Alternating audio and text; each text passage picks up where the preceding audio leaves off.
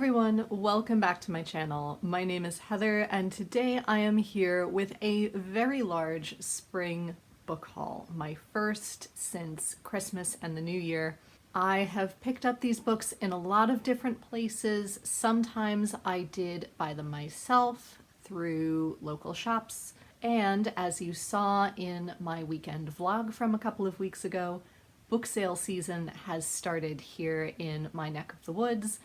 So I picked up a lot of these, the majority of these, from those library book sales. So I'm just going to go through the books in turn. I may not mention which one of those sources I got these books from, but yeah, let's just get into the books. So the first one I tracked down after seeing an interview with Billy Connolly where someone mentioned that he had written this book back towards the beginning of his career.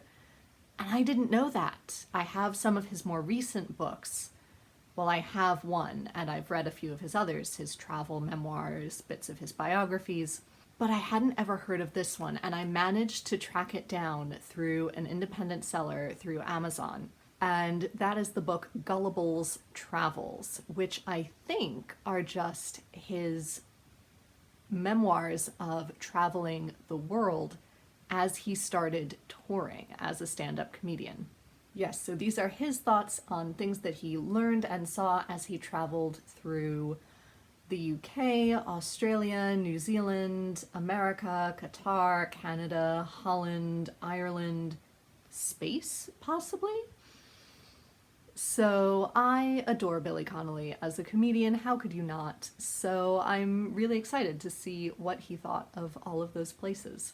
As you may have seen in some of my wrap-ups, I also purchased the scripts to two plays that I saw through National Theatre Live.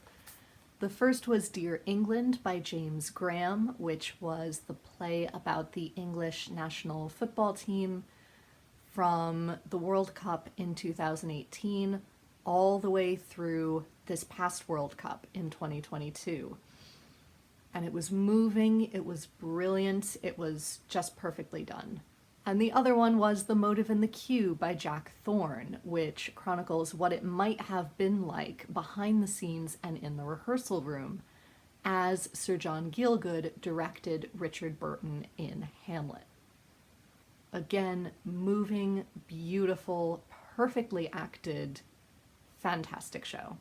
This past month in April, I read the first in Marty Wingate's first edition library murder mystery series, which takes place in Bath.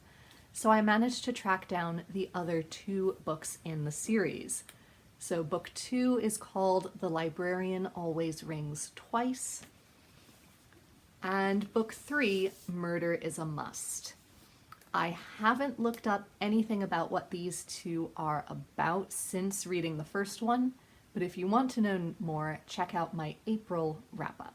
Then, while in New York City, again, which you will have seen in that vlog, we stopped into Shakespeare and Company on the Upper West Side, and I picked up first Gothic Tales by Elizabeth Gaskell, which I have already read.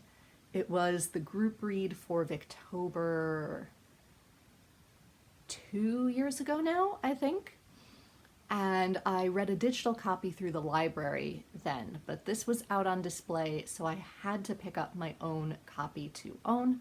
Then I picked up two unread books. The first is Mrs. Warren's Profession by George Bernard Shaw, which I've heard wonderful things about from Roz and from Katie every Victober. So I'm really excited to read this. I typically love Bernard Shaw plays.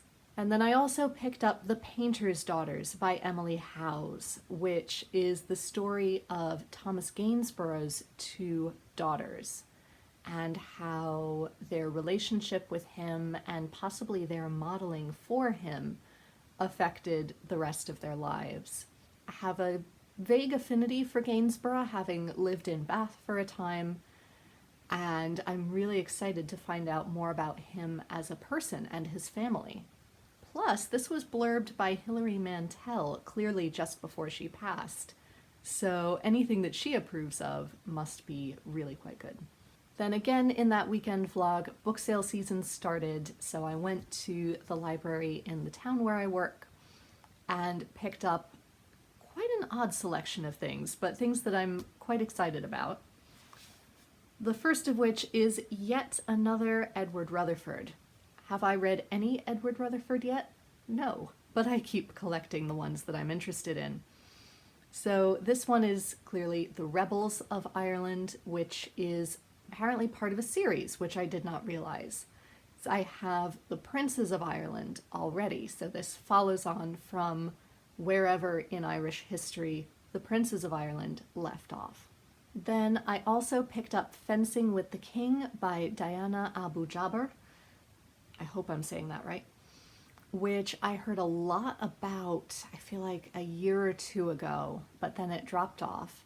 I'm really intrigued by it. I'm always intrigued by novels that deal with Islamic history, Islamic culture. And I really don't know too much more about it than that, but I'm intrigued to read it for myself and see what I think. Then I picked up this book of Gentleman Jack, which is yet another biography of Anne Lister. I loved the television series, well, season 1 anyway. I haven't watched season 2 yet. I have her biography by Angela Stidela here, as well as the 2 editions of her diaries that have been decoded. And I really love her as a person. I find her endlessly fascinating. So I'm intrigued to see what this book has to say about her that's new or intriguing. I forgot to mention who wrote this particular biography. It's written by Anne Choma. The foreword is written by Sally Wainwright, who at least directed the series, if not wrote it. And according to the back, it features unpublished journal extracts decrypted for the first time by the series creator and Anne Choma. Then I also found Kristin Lavransdatter, The Cross by Sigrid Undset. I read book 1 in the Kristin Lavransdatter series last summer, I think. And this is book 3, but since it's quite a rare find, I had to grab it anyway, despite not having book 2 yet.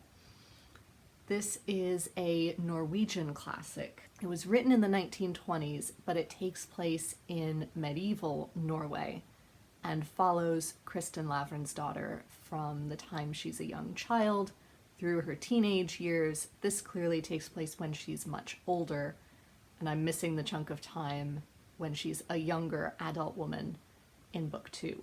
Then I also found another in the Horatio Hornblower series by C.S. Forster. This is Lord Hornblower. Again, have I read any of the Horatio Hornblower series yet? No, but every time I find one, I do collect them, especially if they're the older editions like these. Then I found a copy of Our Wives Under the Sea by Julia Armfield, which I have heard fantastic things about. I've been on the lookout for a copy for over a year.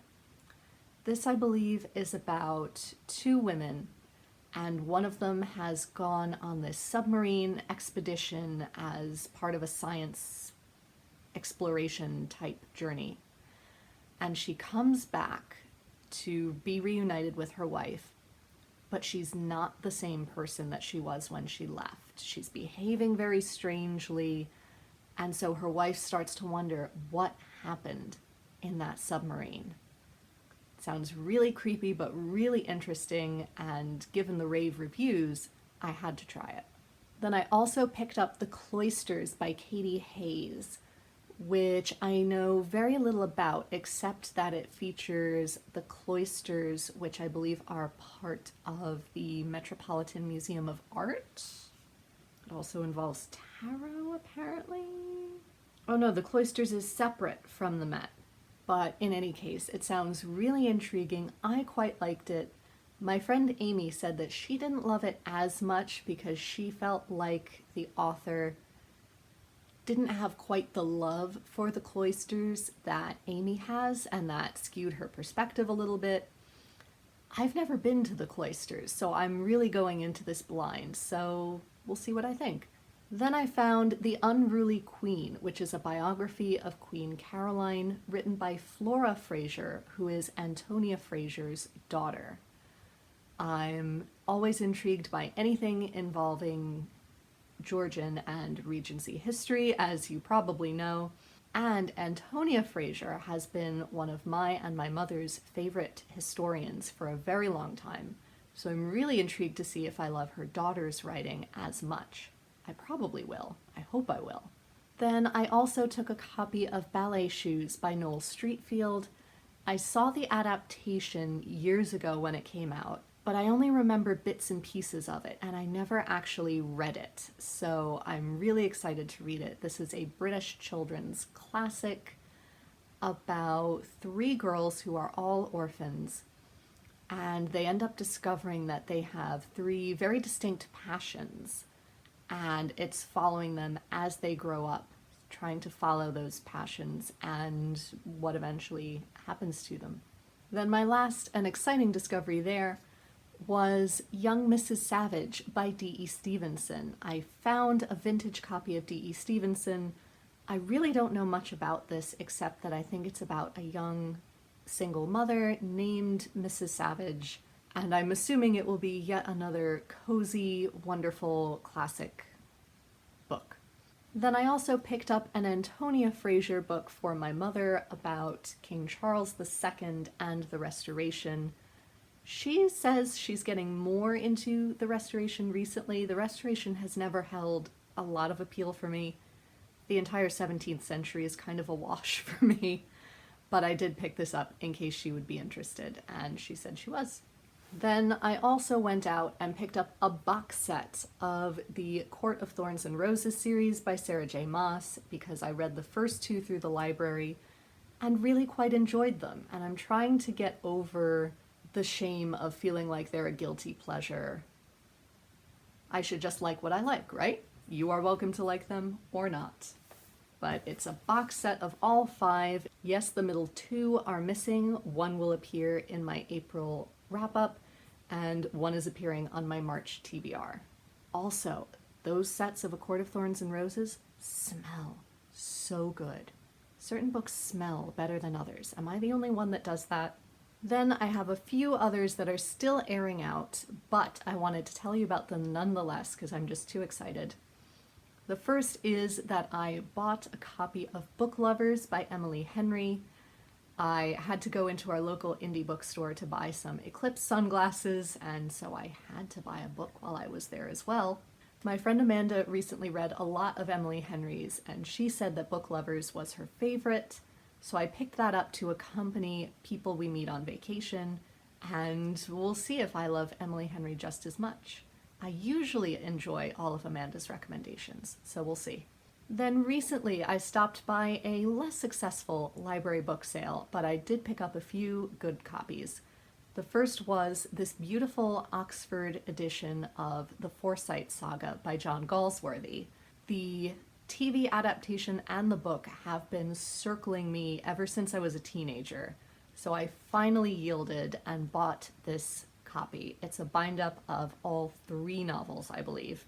So I'm excited to read that at some point and then possibly watch the series afterwards. I also found yet another vintage Hornblower book. This one was Commodore Hornblower. They also had a huge collection of vintage paperbacks from Georgette Heyer. So I ran through them, tried to sort out which ones I had read, and tried to think of which ones that you all have recommended to me over the years. I was not entirely successful in that department, but I did pick up two that I think people have recommended to me. The first was Sylvester, which I know Richard Armitage narrated, one of the, albeit abridged, audiobooks. I don't care. I think his version of Venetia is absolutely brilliant, so I'm sure this one will be just as lovely. I also have a copy of A Convenient Marriage for that same reason. And then I also picked up The Corinthian, which I think someone recommended to me a while back, and it did sound interesting. It sounds like this one involves a woman being in disguise as a man, perhaps, to escape a marriage that she doesn't want to be in. I'm not entirely sure, but it looked quite intriguing. Hi there, editing Heather here to say I forgot to tell you about two books. So I'm going to tell you about them here and insert pictures somewhere. The first is The Bookbinder by Pip Williams, which I know in the UK is The Bookbinder of Jericho. I loved the Dictionary of Lost Words, so I'm really intrigued to see where she takes this one. Clearly has to do with book creation, book binding, and I think it's during World War I or post World War I. And the other book I bought recently is Learned by Heart by Emma Donoghue because, as I said earlier, I continue to be intrigued by Anne Lister, and this is her imagining of Anne as an early teenager falling in love with someone who we know was one of her first loves, girlfriends? I don't know what to call her. But they met while they were at school. I know Katie recently loved it. She read it for the Walter Scott Prize. I've read other things by Emma Donoghue and really loved them. So yeah, I'm excited to try this one. So those are all the new books that I added to my TBR piles recently. Let me know in the comments down below if you particularly love one of these books or if you are now also searching for a copy of a book since I held it up. I always love to hear your enthusiasm and chat about it with you. So until next time, be safe, be well, and happy reading. Bye everyone.